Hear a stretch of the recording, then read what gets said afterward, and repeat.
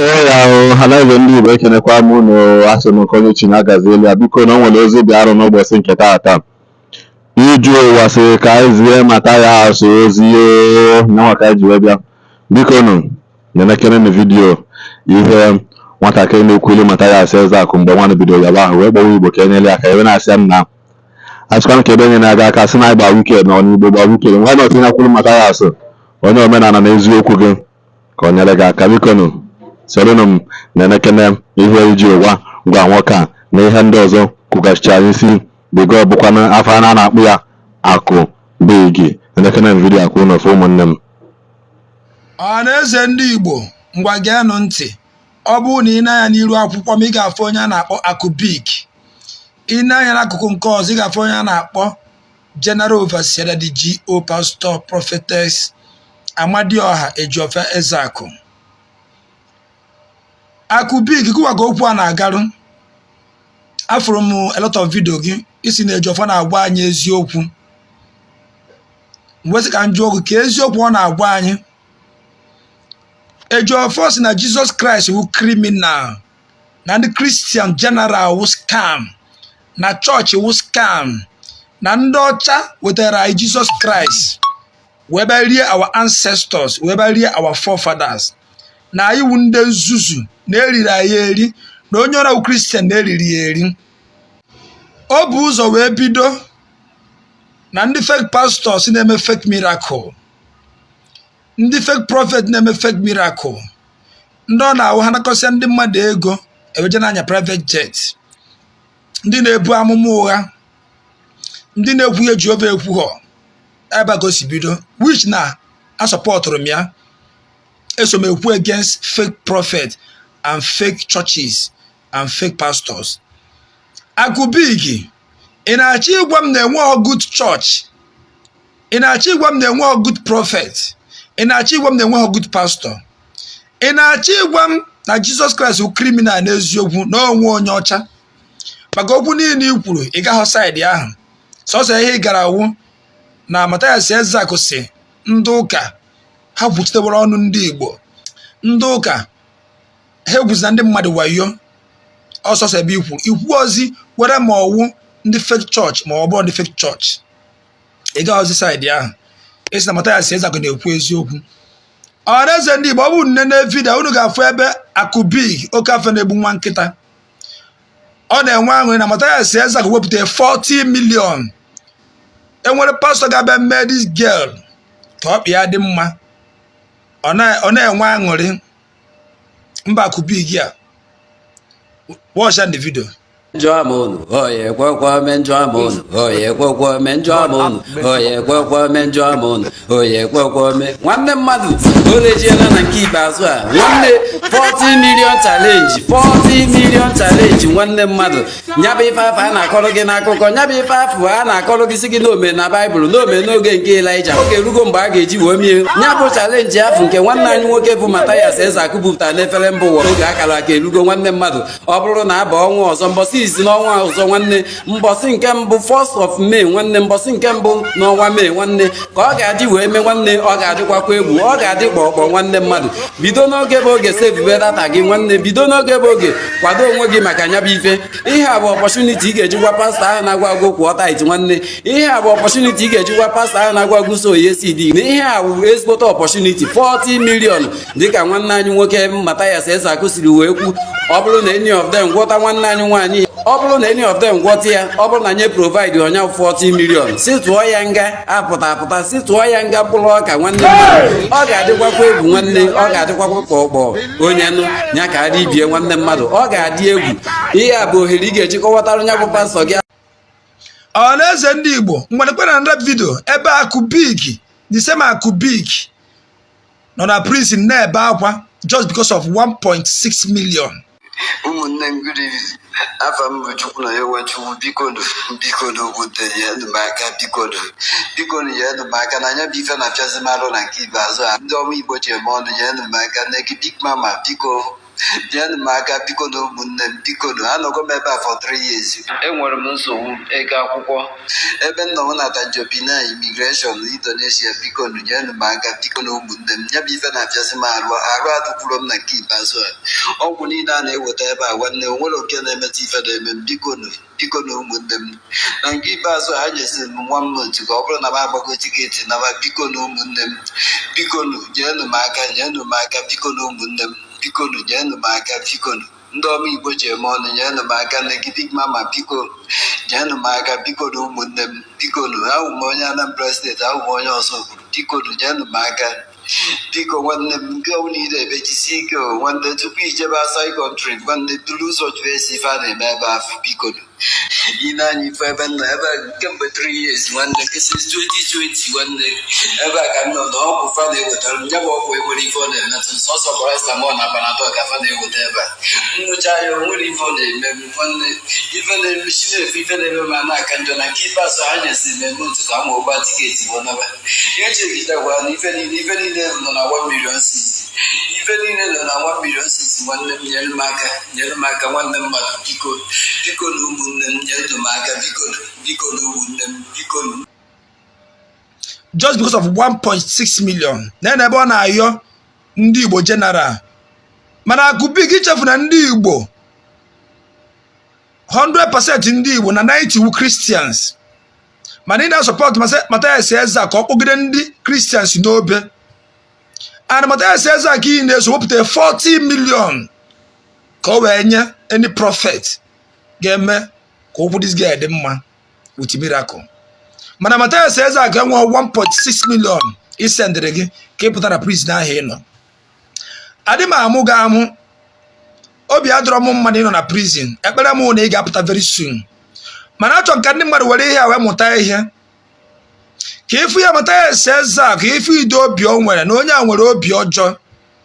unu na-edebe ahụ na ọ na-azọ ndị Igbo ndụ ọ bịara ogbugbu mana unu amarọ enwere fake pastors enwere fake prophet. I agree on that and I'm against them. And then with good pastors and then with good prophets,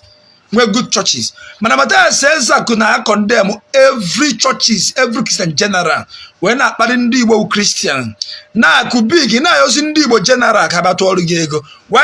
akubigi? Why na your pastor that the GO, general overseer, prophet, minister, doctor, Amadioha Ezeaku Ejiofor, we're up to 40 million. Where plot of land also not got offer. Where motor also get bigger than them money. Man was 1.6 million.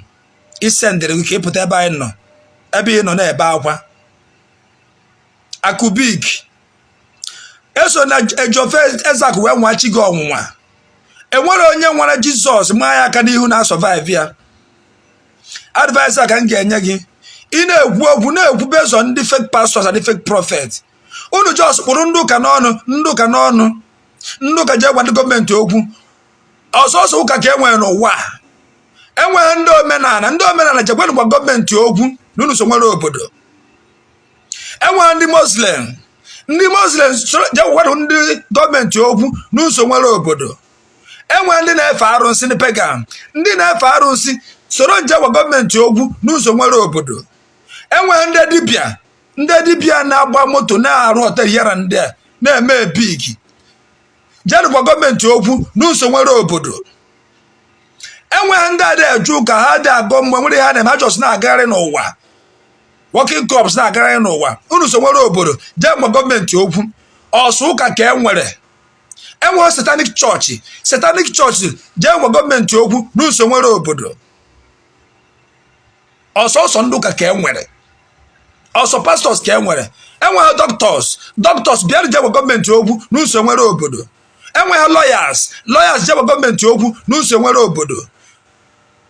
enwe teachers je gwa gọọmenti okwu n'uso nwere obodo enweghị importers je gwa gọọmenti okwu n'uso nwere obodo ọsọ ụka ka enwere ọsọ pastors ka enwere ọsọ prophet ka enwere why you chekpụrụ ndị pastor na ndị prophet ọsọ ha na-akpa arụ enwere ndị doctor na-akpa arụ enwere ndị doctor na-ebere pasị mmadụ resị mmadụ enwere ndị doctor na-ekugharị nwa na amụọ nwa ekugharịa enweghị ndị lecturer na-awụ before pass nwa mmadụ edini ya ọ na ọ dịrọ enwere ndị dibe na-enye poison enwere ndị satanic church na-eme ritual enwere ndị mmadụ na-ezu ohi enwere ndị mmadụ na-eme kidnapping ọsọsọ ndị pastors na-eme arụ akụbigi ị nwere gwa n'ezigbote afa nekwa ebe onye na-akpọ Ikenga uru agụkwu maka gị geenụ the video ndị be anyị ngwa geenụ m ntị achọrọ m itinye ọnụ n'okwu gbasara this boy a na-akpọ Akubig. Ife njiwechi itinye ọnụ n'okwu ya bụ na ndị be anyị na-abụ omelebele yibele nkịta brezi and achọpụtago m na ife na-eme anyị bụ anyị pụta na-eme evo mgbọsị ọlụ anyị kụọrọ anyị apụta yọba enyemaka o nwerekwa onye dị above mistake o nwerekwa onye dị above temptation o nwerekwa onye pụta n'ụwa sị na o nwebeghị onye o mejọ mana nke bụ eziokwu bụ ihe eji maka na agụụ na-agụ gị decide ka imebe evil imegidozi evil ọ bụ na that evil ị na-eme ọ bụ na o pay off then you will repent you are still evil person. Ife nji wee sị ka ntinye ọnụ n'ife gbasara Akubig ya because afụgo m Uncle B na ndị otu ya etekigo ife gbasara this very guy before ọ na-ebido yọwa enyemaka na this efulefu a na-akpọ Akubig unu ya ebigodo ụzọ si ya Akubig ndị niile kwuru maka ha ịmarọ ndị a mana ịpụta online ị na-akọgheri ịpụta online ife ya da akọ Ikenga mee nke Ikenga nke a Ikenga ime onye Ikenga bụ ajụjụ unu ya ajụ ya si ya oke bifo ịyọba enyemaka ndị niile ikwujọrọ kedu ife inwe ikwu gbasara ha because this Akubig chọrọ oche na ọ ya eji m wee shine ọpụta online ọ nọrọ ọkọ nke a Ikenga nke a Ikenga nke a na-akọrọ ya aka na-amụrụ ya amụ ana ife na-ewute m bụ na nwanne m nwoke because onye ọzọ bụrụ na Nnewi na ọzọ bụrụ ọpụta o nwere anything na ịma ife gbasara Biafra o nwere anything na ịma ntu Simon Ekpasu ebido o nwere anything na ịma consigning autopilot ife ịma bụ everyday gbapụta DOX Ikenga DOX Ikenga ife niile anụnwa bụ ka ime ya ka iwe nweta ego ana m ekwu okwu gbasara mmadụ mana o nwere any single person m kwuru ife gbasara ya I can defend o nwere any single person mpụta online si na o mere ihe anụnwa bụ inenebi enenecha ị ga-afụ the reason nji ekwu na o mere ya mana tata evil Akubig ga-epay her off ọ pụtago bịa yọrọ enyemaka people like Uncle P apụta si nyere ya aka na nwanne anyị nwoke who the hell onye ka ọ bụ onye ka ọ bụ na evil ya ebido na-enye ya ego ọ ga-apụta yọrọ enyemaka so ọ ma na ọ nọ n'ime nga wee nọrọ ebe a na-akọ inyo anyị fanụnwa bụ the problem ndị Igbo nwe you will not because na onye abụ your friend you will just overlook the evil of the person say let's forgive him ọ bụrụ nto ese ihe abịagodo ọ bụrụ na ị chọrọ ihe ebugodo ụzọ yogodo ndị niile imejọ ịnọ na nga nọrụ n'ime nga everyday ịkpụrụ nwanne nwoke n'ọnụ ọ pụta ọ na-asọtọsi ọnụ a na-akọrọ ya aka ndị mmadụ pụtazi asị Ikenga nekwa ọnụọkwọ nwanne gị n'ọkwa onye Anambra nekwa onye Anambra be ha na-akparị ya tatazi ịpụta online abịa imere gị ebere nyelụnụ m aka ịma na ị chọrọ enyemaka mana ị ya apụta na-eme evil had it been na evil go pay off will you come and beg for help? Anara m amụ anybody amụ na his or her predicament. Anara m amụ anybody amụ because of situation. But the thing about Ndi we have to learn how to tell people if ọjọọ family without sugarcoating. Start onye ọbụla apụtago na ayọ oh melon akụbig gebele. Who the hell is akụbig? Before na na-ekwu melon akụbig, si bidogodu na nyanwe iyogodu forgiveness. Ịnọ n'ime nga everyday yilu this thing iyile ofu akwa ịpụta ịnọrọ ebe a ikenga ị na-aka akọbala gị aka. Chineke kpọkwa gị ọkụ de. Akwenugo, since o ji wee mere ife, achọrọ m ikwu anything about him. I don't want to respond to it because nobody, they don't know me. Ịmara mgbe m bido ife abụ ụmụaka gbagotachala online. Ịgbagota ha na-eche nọ ihe ji ikenga wee shout. Ifubeghị ihe. Ịya ayọ enyemaka ma mbịa. Rubbish. After abịa ikwu asị oh nyelụ na aka. Ị na-asịsị nyere aka onye a ga-repent godu. Ọ ife abụ ife na-egbu ndị Igbo. Onye ome ha na-echefu ife niile onye ahụ mere ozugbo. Ọ dị senten ka m gwara da Jizọs mgbe ọ na-eme nke ya. The same thing ịpụta ijiri maka na ikenga na-ekwu ise ka ikwuo nke gị after all na ikenga na-egwa ndị mmadụ ijugo kedu ife ndị ahụ ikenga na-agwa o nwere anybody ịfụrụ mpụta na-ekwu ọ bụ na o nweghị ihe onye ame ọ bụ na enwere any tell me I will apologize. Ọ bụ na enwere anybody ịfụgo mpụta na-ekwu ife gbasara the person why na aka onye a dị ọcha I don't mind I will apologize. Nyelụ m aka gugwukwe de anụ ozu nwụrụ anwụ.